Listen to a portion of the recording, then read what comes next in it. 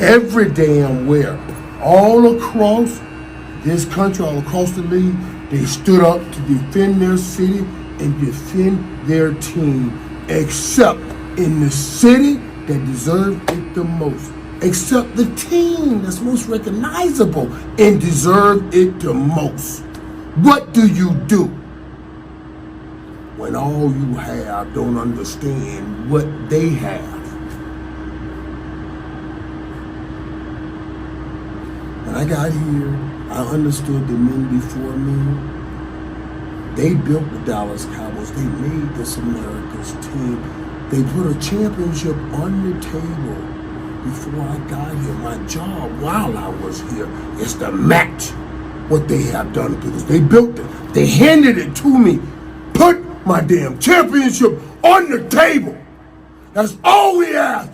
Put your damn championship on the table, and you couldn't do it.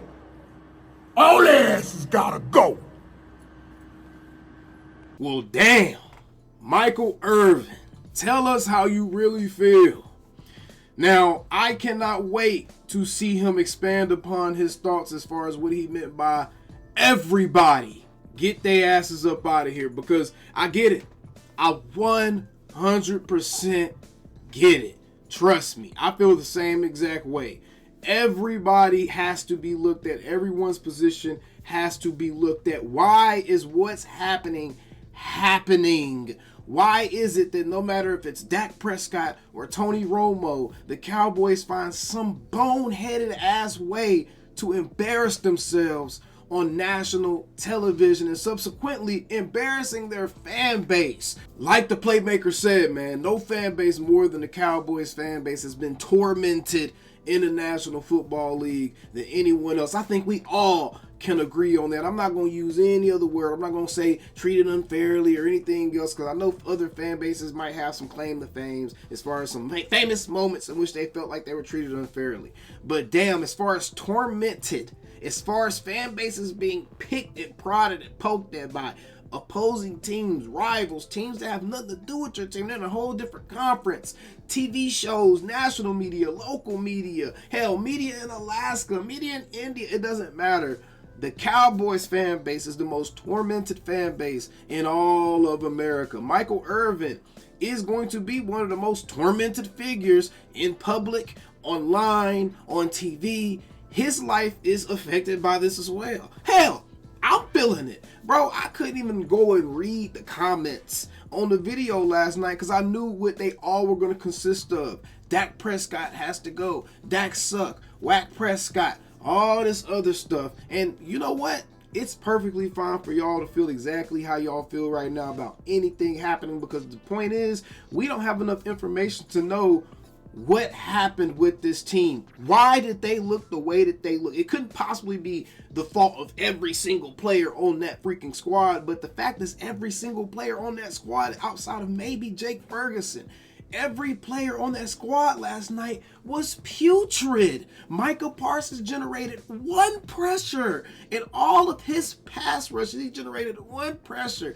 Dak Prescott threw two vital interceptions, and albeit one of them was kind of questionable. One of them looked like Jair Alexander might have been pulling on Brandon Cooks' arm, and he was preventing him from running the little whip route properly, and he ended up running the route for him. He played it perfectly over the top of his shoulder, and he was able to make a play on the ball. That's what happens when you have great players that made it to the playoffs on the other team. They're playing as well, guys. So great plays are going to be made on both sides of the ball, but in the playoffs, it's supposed to be a heavyweight fight. It's supposed to be a slugfest. It's supposed to be one team trading blows with the other, not one team just beating down and pounding on the other team. And that's what we saw yesterday. Even when the offense finally was able to get up off the mat and start trying to give us a chance to come back, the defense was just never able to play from the onset of that game. From the beginning of that game, we knew what time it was. A team that's been playing amazing man coverage all season long. Dan Quinn decides to not only play DBs all over the field, defensive backs everywhere, but he also decides to go ahead and allow his DBs to play 10 and 12 yards off the ball when the other team only needs 4 yards for a first down. He decides to play zone coverage all game when your DBs play best in man.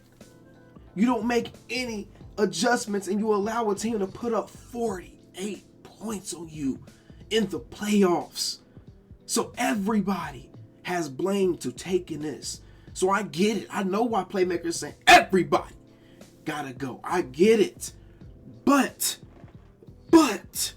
I'm gonna say this, and this is a very important question we need to ask ourselves. What gave us the ability to even believe that we had a chance anyways? What gave us the false confidence in the Cowboys to make us even think that this team wasn't going to show up and be this version of this team that we've seen 3 other times this year already? Bills, Arizona Cardinals, San Francisco 49ers. We've seen this version of the Dallas Cowboys already this year. We have. That's the facts. We saw this version of this team. We just didn't think we would see it in the playoffs. But we saw this team be vastly underprepared. The players look lost from the beginning of the game. We saw that version of this team, and it showed up again in the worst possible moment. So what could it possibly be when we keep seeing that version of this team? But again, what made us even believe that that version wasn't going to show up? The play of the quarterback. The quarterback put a lot of Band-Aids on this team, and that's why I'm like, okay, hold on, guys. Certain players, Jake Ferguson, the Tyler Smiths, certain players, they're good. The quarterback, unless there's a better option coming out the clear blue, I don't want to go backwards at the quarterback position, because that's just going to be 5-6 more years of torture for us as Cowboys fans. We're not even going to have a chance at that point, unless that's what some of y'all want, is just to not make the playoffs at all and really be in an optical rebuild, a visual rebuild, and just be okay with that. But as far as having a chance to compete, this quarterback gives us a chance to compete. He was all pro because he put so many Band-Aids on this team that we were able to ignore the fact that we didn't have a consistent run game that could counter teams dropping into a zone and playing us for the pass, that could force them to play both sides of the ball as far as that goes, the pass and the run. We didn't have a run game that was consistent, and that was because we didn't have an offensive line that could consistently block for said run game. We didn't have a defense that could stop the opposing team's run game, that could get off of the field when it was important. We had a team that consistently got penalties at the wrong and worst times possible. We shouldn't still be seeing Sam Williams penalties on special teams in the playoffs. We shouldn't still be seeing All-Pro Deron Bland extending the other team's drives that can get them on a 3-and-out to get the offense on the field. That completely changes the whole dynamic of the game. Why did y'all give the ball to the defense anyways first? Why did y'all give that to the defense when this team is very clearly a team in which it has to play from ahead? Because you need the other team to come out of their run scheme, because the defense can't stop a run game because Dan Quinn is playing 6 DBs on the field. So yeah, Mike McCarthy, Dan Quinn, the coaching staff, y'all gotta go. The head honchos, the shot callers, y'all gotta go. I want to keep Al Harris. I feel like he's a gem. I feel like he's an up-and-coming stud. I want Al Harris here because we can see that he's doing his job well. But who's making the call to have the DBs playing 10, 12 yards off the ball when we only need 4 or 5 yards? Who's making that call? That's the question I have. We need an actual run game. The quarterback provided many Band-Aids that made us even believe that this wasn't going to happen to us. And when it mattered most, a smart team peeled back the Band-Aids and was like, no, you don't have a run game. We're going to drop into a zone all game on defense. We're going to limit those passing lanes and how you can pass that ball around. And we're going to make sure we got all these routes blanketed. We got guys everywhere. So either you run the ball or your offense is going to be stifled for a little while, buddy. Oh, no. You can't stop the run. We're going to run the ball and let our running back get 21 carries for 118 yards and 3 touchdowns on the ground. Oh, no.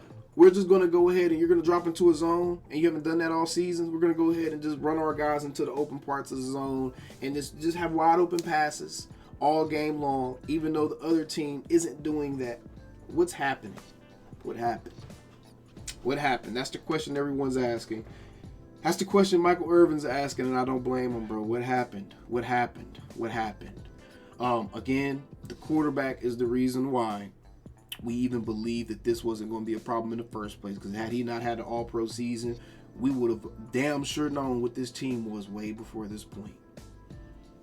And some fans have known what they were, whether it be through pure hatred or just through them actually seeing what we saw happen just now. Kudos to you if that's the case. If it's through pure hatred, you don't get credit for that.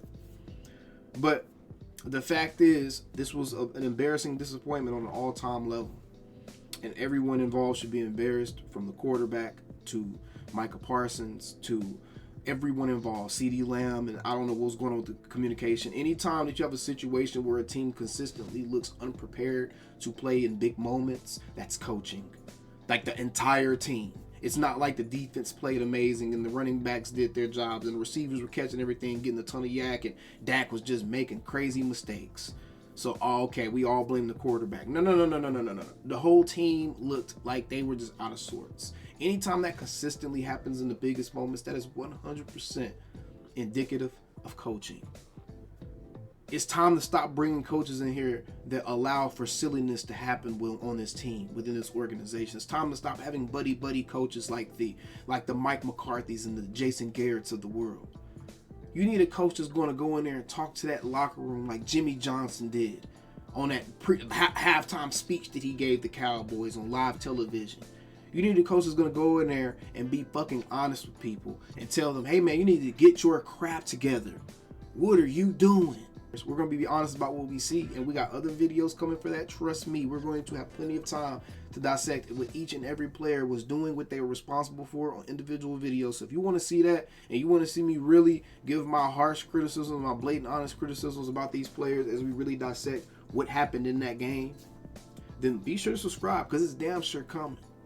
But I'm 100% with Michael Irvin on this. Everyone's job needs to be evaluated, and if it comes down to it, and we look at all the clues and all the facts that are given, and the head coach is responsible, the defensive coordinator is responsible, this player is responsible, this player is responsible, this player is responsible, then those people all need to pay the piper.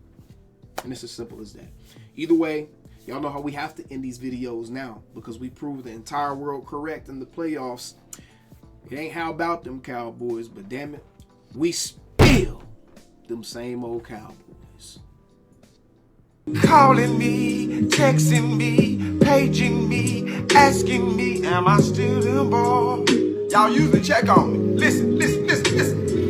I'm still them boys. Woo, oh, shut up, my boy.